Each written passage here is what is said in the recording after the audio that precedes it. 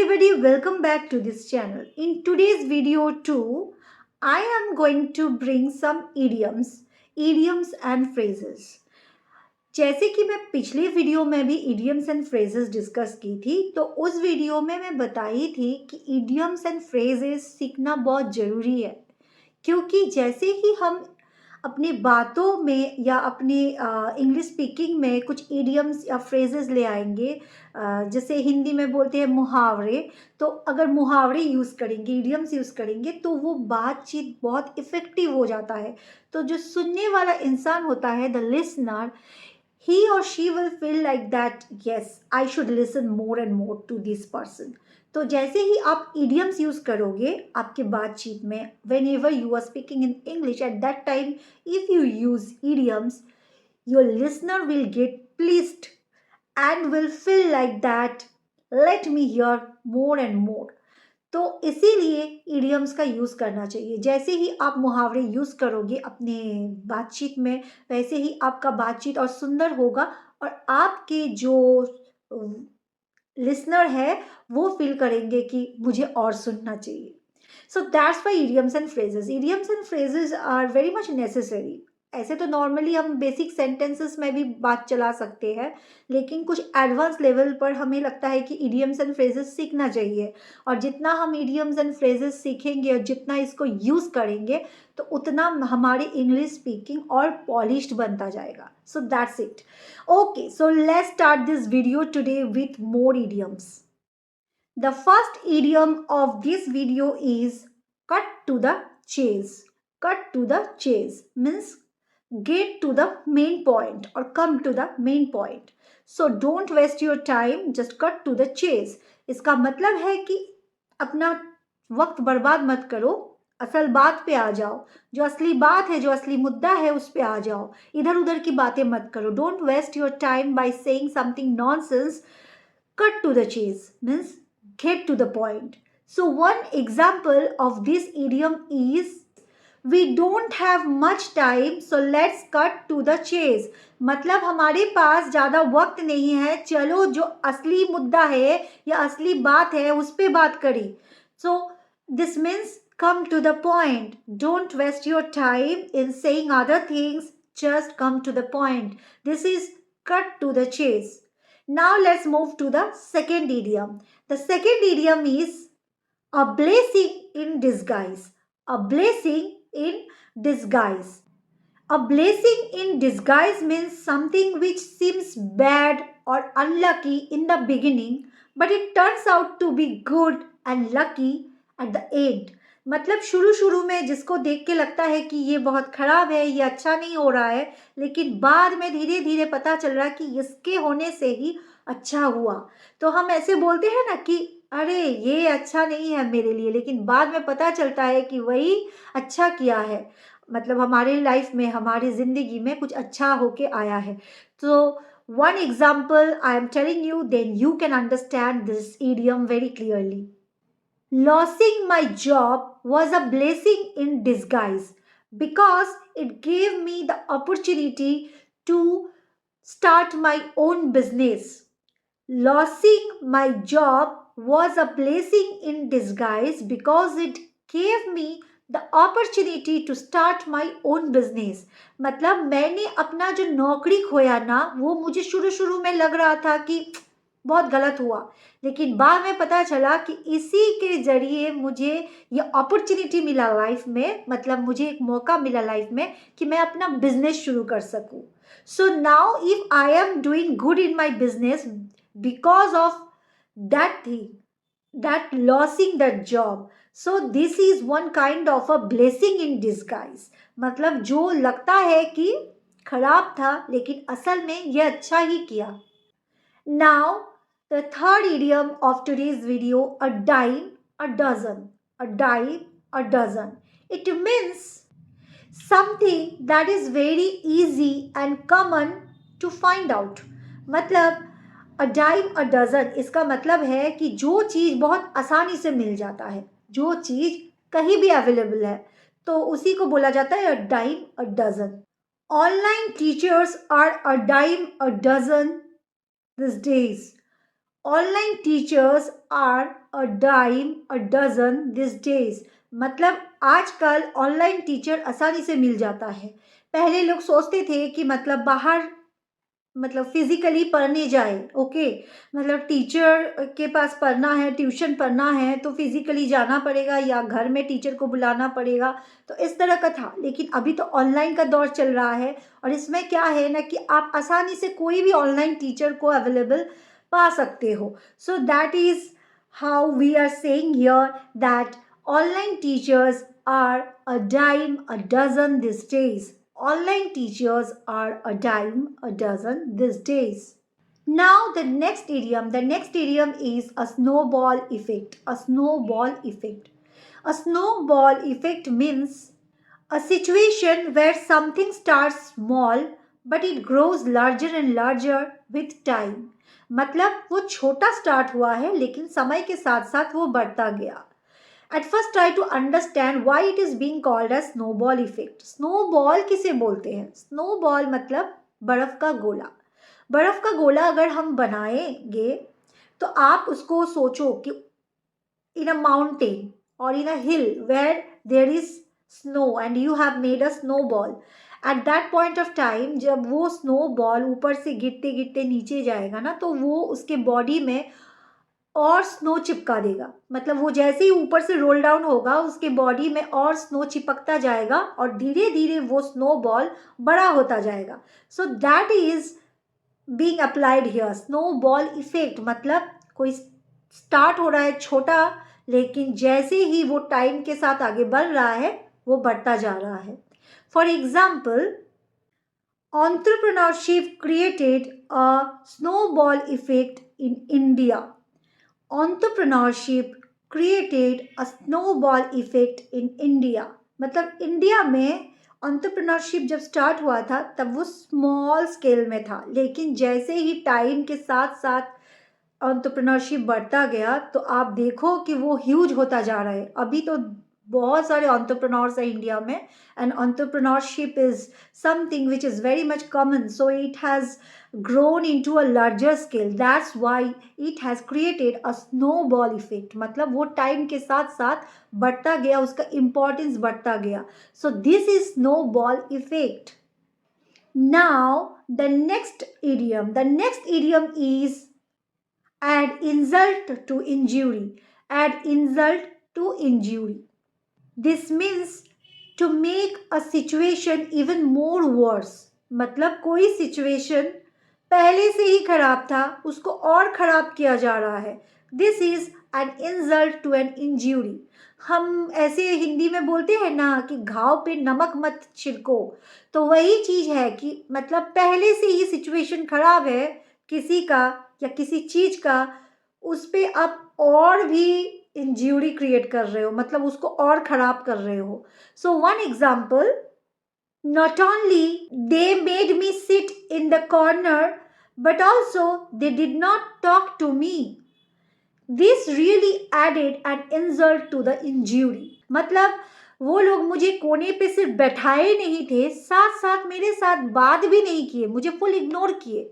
तो ये एक तरह का है ना कि घाव पे और घाव दे रहे हैं। एक तो तुम कॉर्नर में बिठा के रखे हो मुझे, तो मुझे इंसल्ट फील हो रहा है, उस पे तुम बात भी नहीं कर रहे हो उसके साथ साथ, तो that is more words. Now the next idiom, and this idiom is all yours. All yours. This idiom means paying close attention to somebody who is speaking. मतलब कोई बोल रहे हैं उसको आप अटेंटिवली सुन रहे हो, उसको आप ध्यान से सुन रहे हो, ध्यान पूर्वक किसी को सुनने को बोला जाता है all ears. All ears. So one example, I am all ears, please tell me your problems. I am all ears, please tell me your problems. अपनी जो भी दिक्कतें हैं आपके वो आप बताओ मुझे, मैं सुन रही हूँ, ध्यानपूर्वक सुन रही हूँ आपको। I am listening to you attentively. So that's why here it is being called as I am all ears, please tell me your problems. Now the next idiom is all thumbs. All thumbs. It means being clumsy or awkward with your hands. Being clumsy or awkward with your hands. I am giving you one example you can understand more clearly. I am all thumbs when it comes to cooking. Even I can't make a tea. इसका मतलब है कि मतलब जिस चीज में मेरा कोई स्किल नहीं है या वो मुझे आता नहीं है, मतलब मेरा हाथ चलता ही नहीं है उस मामले में, जैसे कि cooking. As I have told you, I am all thumbs when it comes to cooking. मतलब जब खाना बनाने की बात आती है ना, तो उसमें मैं कुछ नहीं कर सकती, मुझे आता ही नहीं है. I am not a skilled cook, I am not a person who can cook well. So that's why I am saying that I am all thumbs when it comes to cooking. Even I can't make a tea, मुझे एक चाय भी बनाना नहीं आता है. Now now the next idiom. The next idiom is as cool as a cucumber. As cool as a cucumber. It means being calm and relaxed even in a stressful situation. Being calm and relaxed even in a stressful situation. मतलब कोई stress वाला situation होता है ना, जहाँ बहुत tension है, वैसे सिचुएशन में भी अगर कोई रिलैक्स रहता है, शांत रहता है, पीसफुल रहता है, तो उन्हीं को बोला जाता है as cool as cucumber. As cool as cucumber. As we know cucumber मतलब हिंदी में जिसे बोलते हैं खीरा, कोई कोई जगह पे ककड़ी भी बोला जाता है. तो वो क्यूकम्बर जो है ना, वो बहुत ठंडा होता है. तो इसका मतलब है कि क्यूकम्बर की तरह ठंडा होना, मतलब कुछ भी सिचुएशन हो, लाइक अगर आप समर सीजन में क्यूकम्बर खाओगे ना, तो आप देखोगे क्यूकम्बर तो ठंडा है, वो तो गर्म नहीं है. बाकी कुछ भी गर्म हो जा रहा है, आप कोई भी पानी का बॉटल रख दो फ्रिज से निकाल के, वो भी देखो कि समर में हीट में वो गर्म हो जाएगा, but cucumber will never become hot.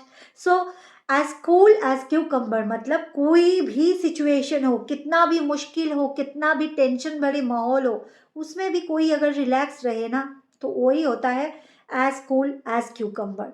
One example I am giving you, then you can understand well. Even though she was giving her first speech in front of a large crowd, she was as cool as cucumber. मतलब इतने लोगों के सामने वो पहली बार speech दे रही है, फिर भी वो एकदम शांत है, वो कूल है, वो रिलैक्स्ड है. सो that's why here this idiom is being used that she is as cool as cucumber. Now, the next idiom. The next idiom is at the drop of a hat. At the drop of a hat. Doing something immediately without any hesitation. Doing something immediately without any hesitation. मतलब आप कुछ भी कर रहे हो, मतलब immediately आप कर रहे हो, इंस्टेंटली आप कुछ कर रहे हो और आपको कोई हेजिटेशन नहीं है, मतलब आपको कोई प्रॉब्लम नहीं है, दिक्कत नहीं है, आप कर रहे हो और आप बेझिझक कर रहे हो और वो तुरंत ही कर रहे हो, मतलब आप उसमें सोच नहीं रहे हो, आपने अभी सोचा कि हाँ ये करना है, so I am doing it. So that is मतलब कोई झिझक नहीं है. Okay, so I am giving you one example, you can understand more well. So the example is, if you need my help, I will be there at the drop of a hat. If you need my help, I will be there at the drop of a hat. If you need my help, I will be there at the drop of a hat. मतलब अगर तुमको मेरी सहायता चाहिए तो मैं immediately आ जाऊंगी तुमको सहायता देने के लिए, तुमको help करने के लिए, without having any kind of hesitation. If you need my help, I will be there at the drop of a hat. So that is the ninth phrase of this video, ninth phrase, or you can say ninth idiom. Okay, now let's move to the last idiom of this video, that is the 10th idiom, and that is back to the drawing board. Back to the drawing board. Back to the drawing board means starting over from the beginning. मतलब फिर से शुरू करना, zero से शुरू करना. Okay, so I am giving you one example, you can understand more better. The design did not work well, so we had to go back to the drawing board. The design did not work well, so we had to go back to the drawing board. इसका मतलब है कि कोई design हम बनाए थे जो काम नहीं किया, मतलब उससे कुछ अच्छा मुनाफा नहीं हुआ या उससे कुछ अच्छा असर नहीं हुआ या वो लोगों को प्लीज़ नहीं कर पाए। सो हमें क्या करना पड़ा, हमें फिर से शुरू करना पड़ा।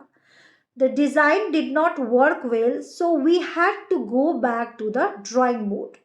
That means we had to start it again from the level 0. Okay. Now, I think this should not be the last idiom. There is another idiom which means almost the same, मतलब zero से शुरू करना यही mean करता है। एक और idiom है तो वो भी मैं यहाँ बोल ही देती हूँ। So total there will be 11 idioms in this video. So that idiom is back to square one. Back to square one. This idiom means returning to the beginning or starting over. Returning to the beginning और starting over almost same है। उसमें जैसे बोला गया कि zero level से start करना, फिर से शुरू से स्टार्ट करना, ये भी वही है। रिटर्निंग टू द बिगिनिंग मतलब आप बहुत आगे बढ़ गए हो, फिर आप शुरू से स्टार्ट कर रहे हो, आप स्टार्टिंग ओवर कर रहे हो, you are starting over. So this idiom is almost similar like back to the drawing board. So back to the drawing board and back to square one are almost same idioms.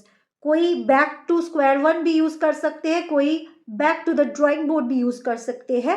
The meanings are almost same. Okay, so one example of back to the square one is after numerous decisions, the two parties couldn't solve the problems and thus they went back to the square one. After numerous decisions, the two parties couldn't solve the problem and thus they went back to the square one. इसका मतलब है कि बहुत सारे निर्णय लेने के बावजूद दोनों पार्टी कोई नतीजे पे नहीं आया या कोई प्रॉब्लम है जो उसको सॉल्व नहीं कर पाए, इसीलिए उन्हें फिर से शुरू करना पड़ा, मतलब जीरो से शुरू करना पड़ा।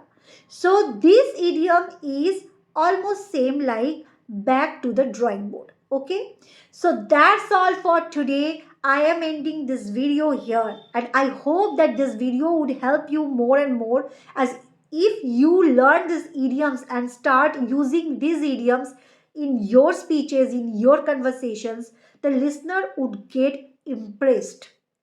I have experienced so, and that's why I am suggesting you to learn more and more idioms and use them in your speeches, in your daily life conversations. Okay, so that's all for today. If you have not subscribed to this channel, do subscribe to this channel so that you can get much more valuable contents like this one. Okay, so thank you for watching till now. Take care. Bye.